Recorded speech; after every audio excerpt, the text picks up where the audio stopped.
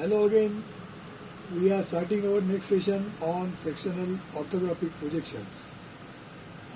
We will today solve one exercise which is shown here.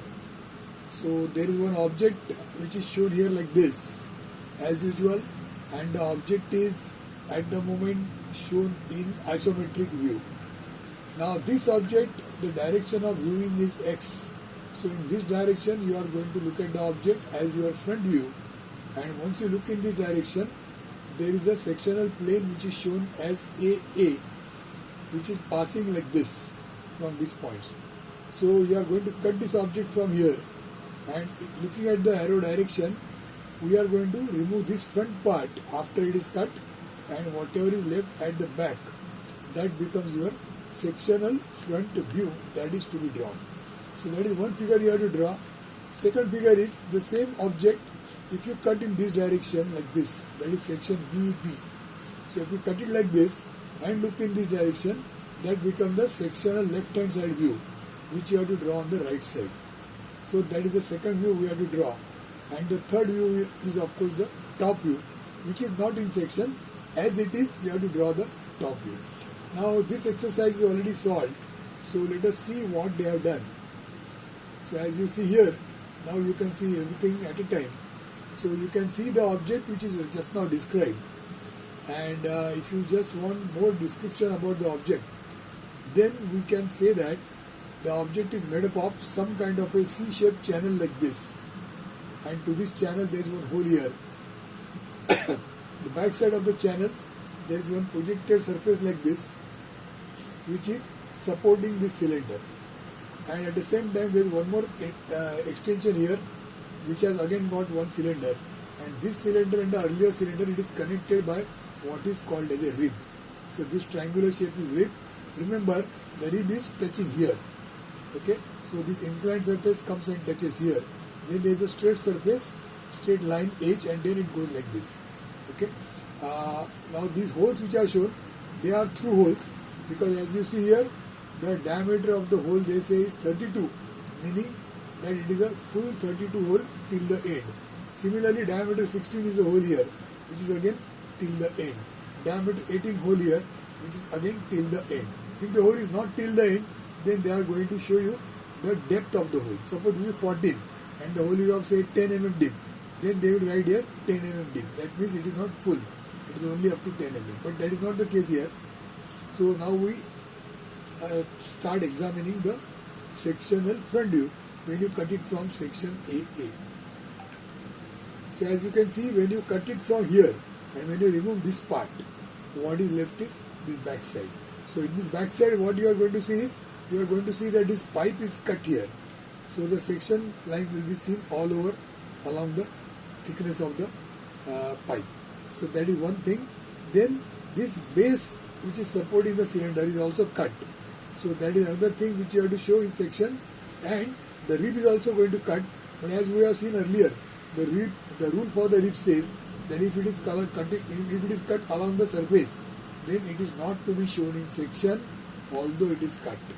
So we'll have to draw it as it is. Then the remaining part, when it is cut, you have to show this pipe in cut section and the base also in cut section. So now if you see, the entire figure looks like this. This C-shaped base, which is there till the end, which is also getting cut. So that is a C-shaped base that is shown. Then this cylinder support, that part is shown. Then the cylinder itself, that is shown. But everything is one piece. When you cut it, it will be all one piece. So therefore section is shown all over. Then there is an extension. So extension also will be continuous with this surface. Therefore the section line continues like this. And at the end of the extension, there is a pipe which is cut. So this is a pipe which is cut, which is also having section lines. So section lines finally take this kind of a shape. Now we have just now seen that the rib is cut, which is not to be shown in section. So therefore this part is not shown in section. But remember how this rib is drawn. Rib is drawn by drawing a line which will start from this corner and it will be tangent to this circle. So that is this surface that is shown. How it is tangential? Because of these lines which are ending at the end. At the end the lines are slightly turned like this. So that is an indication that this surface is merging with the curved surface. So that is shown here. The surface is coming like this and then it is merging with the curved surface. So this junction is shown by this slight bending of these two lines. So that is a convention. So this shows us how the front view is going to look like. Then let us look at the sectional left hand side view. So looking in this left hand side direction, if it is cut from this part in this plane as a section BB, then how that is seen if it is cut from here. That is the next, that is a sectional left hand side view. So as you can see here, when you look in this direction, after you cut, this front part is removed and only the back part is still there. So at this back side, first of all the cylinder is cut. So you can see the section of the cylinder has two rectangles, one here and one here. So there is one rectangle on this side and other rectangle here on this side. But this rectangle is in continuation with the support. So this support is also getting cut. So you have to show the support like this in continuation with the same section lines. Then this C-shape extension which is there, that is also getting cut. The cutting plane is passing from the hole. So this plate will be seen with a hole till here. So that is what is shown. And at the same time, this is removed, but this back side is still there. This C-shaped part is still there. So this is seen and moreover it is uncut. So that is what is shown here. So that completes the sectional left hand side view. You will notice that sectional views, say this is a sectional front view, this is a sectional left hand side view. These sectional views are having lesser number of lines. They are much simpler to draw. If you compare this with the front view, suppose you draw the front view, suppose you draw the left hand side view, then those views will be having many more lines and many more dotted lines and many more complexities will be there. But that is not the case when you draw the section lines. Only you should be able to understand how the object will look after the section is taken. Now they are also asking the top view.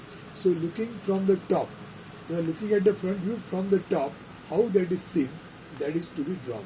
Remember, when you are looking from the top and you are drawing it below the section line, that doesn't mean that the part is drawn by its top view after it is cut. See, the top view is not drawn after it is cut. The top view is drawn before cutting. Okay, so that means it doesn't mean that this front part, because it is cut, I don't have to draw. No, you have to draw it as it is before it was cut. So this is the top view of the object. In fact, this top view you can show both the sections. So in the top view you can show this is from where it is cut as section AA, which is this, and from here it is cut as section BB, which is this. So when you cut from here, you look in this direction, that is the front view, which is here. If you cut from here and if you look in this direction, that is section left hand side view, which is shown here. Okay, so now let's examine how the top view is drawn. So looking at this figure again, this figure when you see from top, then this part, let us look at only this part.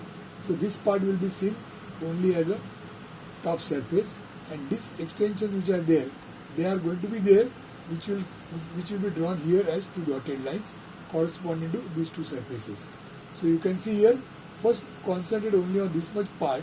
So this part, suppose I just follow this rectangle, then this rectangle is exactly this rectangle as per the dimensions, say 60 by 60 square it is. So this is the 60 by 60 square that is drawn up to here. Okay, then on this square there is a hole of diameter 18 at a distance of 24 from this edge and at the midpoint. So from here 24 from here, and at the midpoint you are drawing a hole of diameter 18. Then after that, just have a look at this figure again.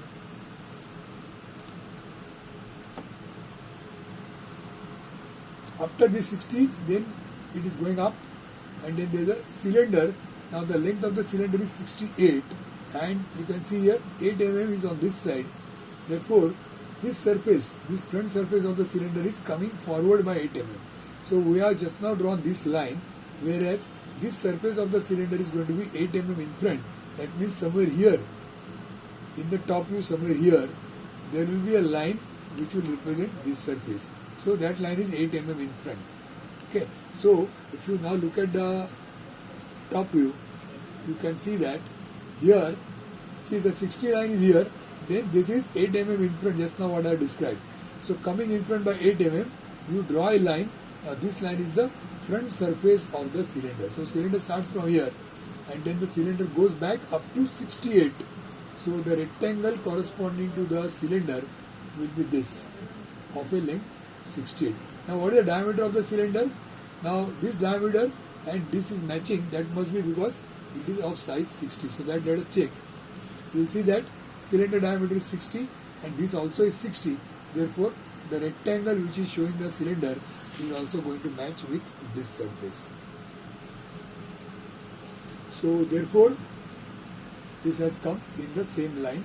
So it is a 68 by 60 rectangle representing cylinder and this is a 60 by 60 rectangle representing the top surface, which is a C-shaped surface.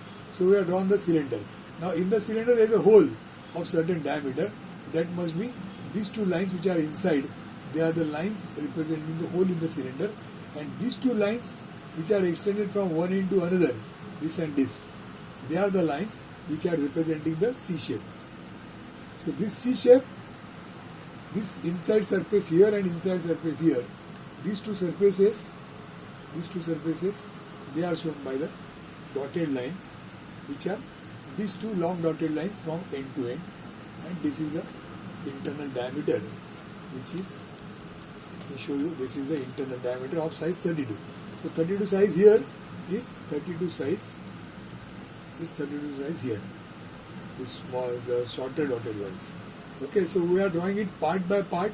See, the best way to work is concentrate only part of the object and draw. Then concentrate on this part of the object and draw.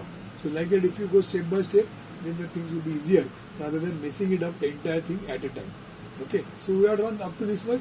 Now let us concentrate on this extension in the main figure. So in the main figure there is something like this. How this is seen from top, that is the next thing. Now as you see here, this is 68, and then from this end of the cylinder at a distance of 8 plus 20, that means 30. So at a distance of 30 you will find this surface of the rib. And then the rib has got certain thickness which I think they are not mentioned. Maybe it is 8. So this rib has got thickness 8 and the middle of the rib is 4. So 22 plus 8 plus 4, that becomes the center line for this. So you locate the center line, then this center line, now you have to locate the center on the center line. So this center is at what distance? So that is given here as 50. So if you continue this line, it is 50. So from this side, at a distance of 50 and along this line, you will get the center here. Once you get the center, then you can draw this circle and this circle, and then tangent to this circle, there will be the two lines which are going to touch this surface, and then two more lines for representing this rib at a distance of 8. So that will complete the figure. How that is drawn, we will see here. See, first thing is at a distance of that 50 distance. So at a distance of 50 you draw this line, and then from here at a distance of 8 plus, in fact 22 plus 8, that is 30 from the surface of the cylinder. Then there is 8 means 4, so in the middle part is 4. So this is the middle line which is containing the center, and then taking 50 from here, you get the center. Once you get the center, draw the two circles, draw tangent lines to them touching here, and then two lines at a distance of 8, 4 and 4 on either side of the center line. They are the lines for the rib.